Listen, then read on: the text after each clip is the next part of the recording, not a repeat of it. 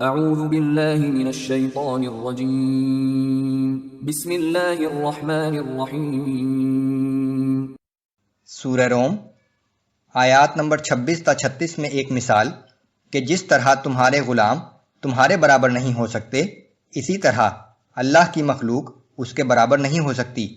رسول اللہ صلی اللہ علیہ وآلہ وسلم اور مومنین کو پوری یکسوئی کے ساتھ دین فطرت پر قائم رہتے ہوئے اللہ سے ڈرنے اور نماز قائم کرنے اور شرک سے بچنے کی تاکید۔ مشرکین کا رویہ کہ تکلیف میں اللہ کو پکارتے ہیں، لیکن جب اللہ تکلیف دور کر دیتا ہے تو شرک کرنے لگتے ہیں۔ اعوذ باللہ من الشیطان الرجیم۔ وَلَهُ مَن فِي السَّمَاوَاتِ وَالْأَرْضِ كُلٌّ لَهُ قَانِتُونَ۔ آسمانوں اور زمین کی ہر چیز اسی کی ملکیت ہے اور سب اسی کے حکم کے تابع ہیں۔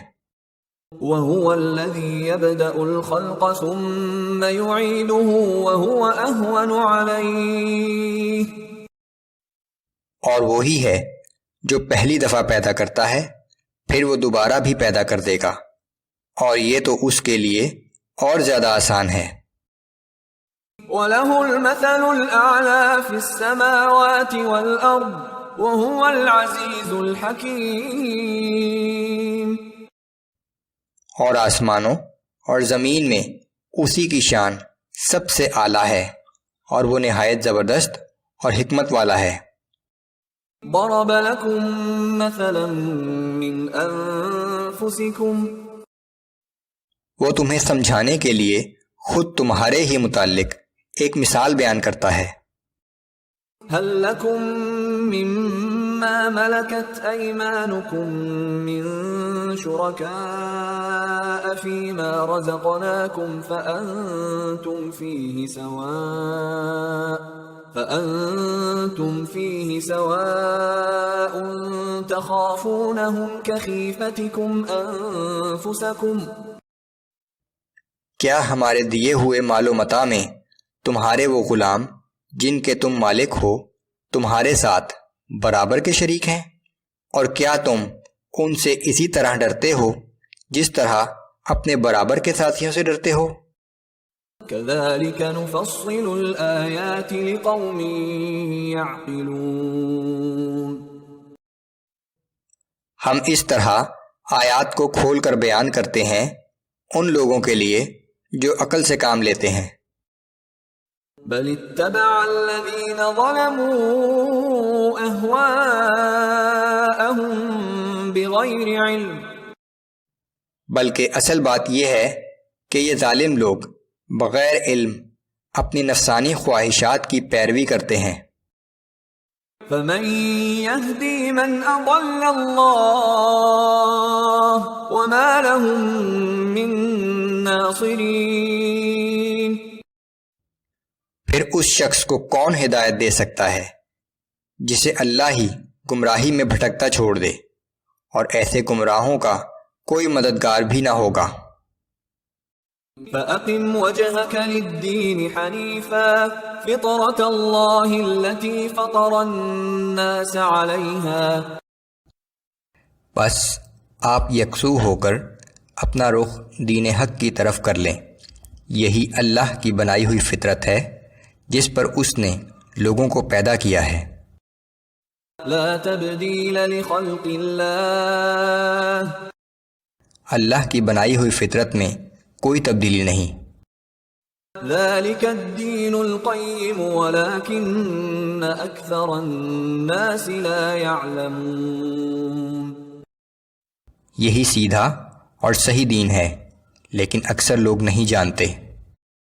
منیبین الیہ واتقوہ واقیموا الصلاة ولا تکونوا من المشرکین۔ تم سب اس اللہ کی طرف رجوع ہو کر دین اسلام پر قائم ہو جاؤ اور اسی سے ڈرتے رہو، نماز قائم کرو اور شرک کرنے والوں میں سے نہ ہو جانا۔ من الذين فرقوا دينهم وكانوا شيعا كل حزب بما لديهم فرحون۔ ان لوگوں کی طرح نہ ہو جانا جنہوں نے اپنے دین میں تفرقہ پیدا کیا اور گروہوں میں بٹ گئے، پھر ہر گروہ کے پاس جو کچھ ہے وہ اسی میں خوش اور مگن ہے۔ وَإِذَا مَسَّ النَّاسَ ضُرٌّ دَعَوْا رَبَّهُم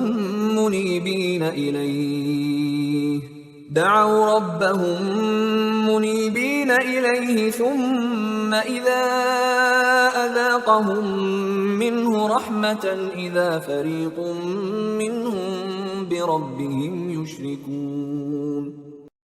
ان لوگوں کا یہ حال ہے کہ جب انہیں کوئی تکلیف پہنچتی ہے تو فوراً اپنے رب کی طرف رجوع کر کے اسے پکارنے لگتے ہیں، پھر جب وہ انہیں اپنی رحمت کا مزہ چکھا دیتا ہے تو یکایک ان میں سے ایک فریق باطل معبودوں کو اپنے رب کے ساتھ شریک ٹھہرانے لگتا ہے۔ لِيَكْفُرُوا بِمَا آتَيْنَاهُمْ، جس کا حاصل اس کے سوا کچھ نہیں کہ جو احسان ہم نے کیا ہے یہ لوگ اس کی ناشکری کریں۔ فَتَمَتَّعُوا فَسَوْفَ تَعْلَمُونَ، سو چند دن اور اس دنیاوی زندگی کا مزہ اٹھا لو، عنقریب تمہیں اس کا انجام پتہ لگ جائے گا۔ أَمْ أَنزَلْنَا عَلَيْهِمْ سُلْطَانًا فَهُوَ يَتَكَلَّمُ بِمَا كَانُوا بِهِ يُشْرِكُونَ، کیا ہم نے ان پر کوئی ایسی سند نازل کی ہے جو انہیں شرک کرنے کے لیے کہہ رہی ہو؟ وَإِذَا أَذَقْنَا النَّاسَ رَحْمَةً فَرِحُوا بِهَا، اور جب ہم لوگوں کو اپنی رحمت کا مزہ چکھاتے ہیں تو وہ اس پر خوش ہو جاتے ہیں۔ وَإِن تُصِبْهُمْ سَيِّئَةٌ بِمَا قَدَّمَتْ أَيْدِيهِمْ إِذَا هُمْ يَقْنَطُونَ، اور اگر ان کے اپنے کیے ہوئے اعمال کی بدولت کوئی مصیبت آ پڑے تو فوراً مایوس ہو جاتے ہیں۔